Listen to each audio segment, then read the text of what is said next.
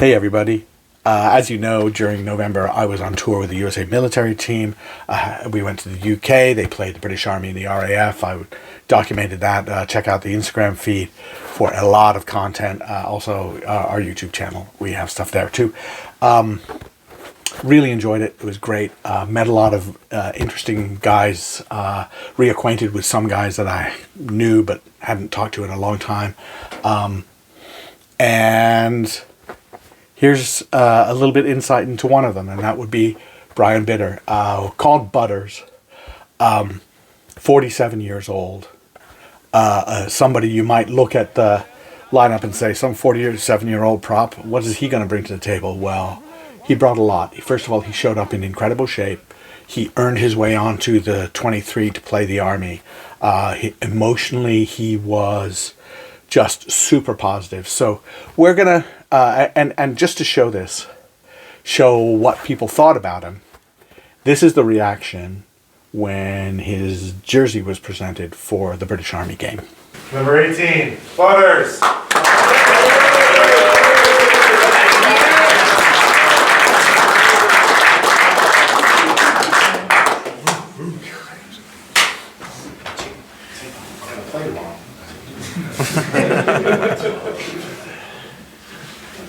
That's not fair. Yeah. No smile. No smile.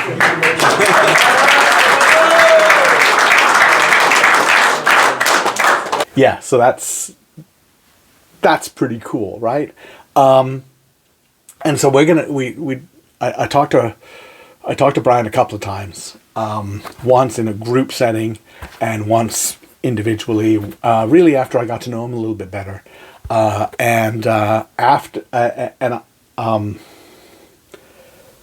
let him talk about it.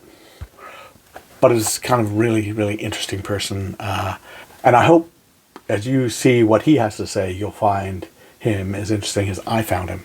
We want to provide, at least make sure our most junior person has task and purpose, right? But what if everybody else here dies? What are you going to do, and why is it worth risking your life for, right? So, and that's what those one-word things, like, okay, I got it. I need to be accurate. I need to be accountable, and so got it, right? It gives everybody that mindset. Then in the team, we can define what those things mean for ourselves. But when you don't show up at Dar es Salaam and say, okay, you know, what kind of rugby team is that? So it was a local club. I was actually there working with working in Kenya with the host nation, and I was just out in town randomly. The Dar es Salaam team from Tanzania, where I also had a team working, they were just happened to be in town and saw me out with my kid with a shirt on, with a rugby shirt on. Like, hey, you want to come up and play with us? And it just so happened that a couple of the guys that were going through the program in Kenya were also on the Kenyan team. So it's kind of fun. I got to play against my students. And Very nice. We call him Butters. You actually have a real name. Your story is really interesting. You talked to me about, you know, you're 47? 47. 47. Not as old as me, but just pretty damn old, man. To be out here playing rugby, you did get on the field in the first game. Immediately up the tempo, smashed some people, won some scrums, won some rucks, and then got hurt. I mean, emotionally, what was that getting hurt like? Emotionally, one of the things I was trying to do when I went out there was not be the old guy on the pitch. And I immediately, you know, I did what I wanted to do. I added some intensity. I think that for me, where I come from, like I'll never be the most skilled person on the pitch, but what I have to offer is my work ethic and my attitude. So that's what I wanted to bring to the pitch.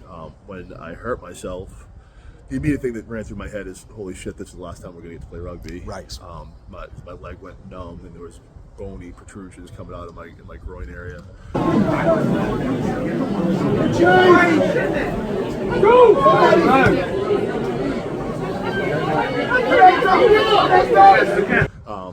But after a little bit of research, talking to some physios, it's recoverable. Might be a little bit longer for me because I'm a little bit older. Sure, but you right. know what? I feel like with hard work, I'll be back next year. We do have a video, which I haven't used yet, of you talking about just playing all over the world. Like I've got to play for Dar es Salaam in Kenya. I played for the Super Dragons in the Manila Tens. Like anywhere you go, if you're wearing a rugby jersey and somebody sees you, they're going to invite you to their home for a home cooked meal and out to the pitch to play some ball with them. You played everywhere. Where you're wandering down the street. You're like, hey, rugby jersey. Yeah, it's absolutely wonderful. That's the beauty of this sport, right? It's not just for people in the States or in other countries, wherever. I'm obviously military member. I'm deployed I played in Kenya. I met a team from Dar es Salaam just randomly wandering around Kenya. They invited me out to dinner with them that night because I was wearing a rugby jersey. I was wearing my Norfolk Blues rugby jersey. They invited me out to dinner with them. I got to play with them the next day. I was in the Philippines, deployed to the Philippines in southern Mindanao. I ran into a group of guys called the Super Dragons, and they brought me up to the Manila Tens tournament. Great. Got to play with them, work with their national team developmental coach a little bit, and then obviously all the European nations that I've deployed in as well. Navy, special boats. Yep.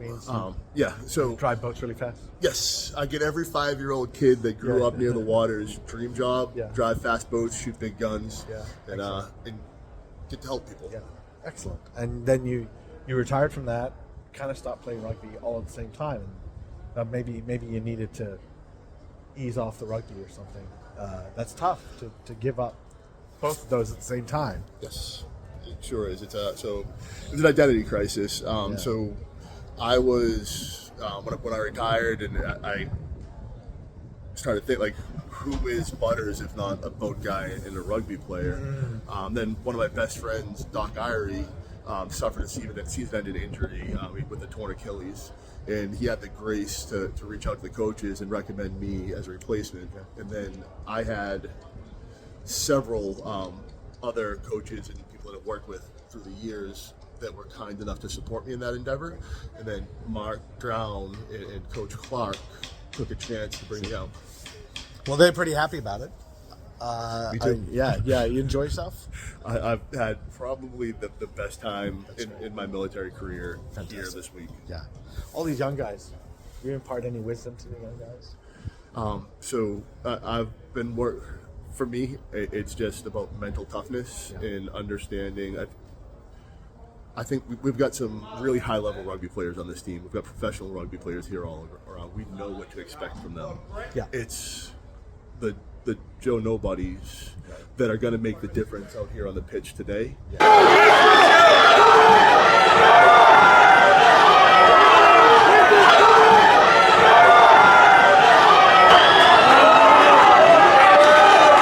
And what I'm trying to do with the younger guys is impart how important their contribution is. Yeah. Even if it's small, having that energy and that go forward, and stepping up and having the game of your life when it's time, makes all the difference. One final note about Butters was that after that second interview, the two of us together, that game was played. He was very vocal throughout it. Have a look at this picture. He's sweeping up the clubhouse at the RAF. Somebody came up to him and said, "No, mate, you don't have to do that, right? So we'll take care of it. We'll take care of it." And he's like, No, I like to do it. And I'm like, leave him alone. He likes to sweep. But he was cleaning it up. And then along with another prop, Dan Gabrielli, who was injured and couldn't play, and they start sweeping up that clubhouse. That's the kind of people we ended up on tour with. It was pretty great. So the military tour is going to be happening again 2025. If you are active military, reserve, or a veteran, and you're a good rugby player, you should keep an eye out for announcements on what I don't think the tryouts so much as just sort of scouting.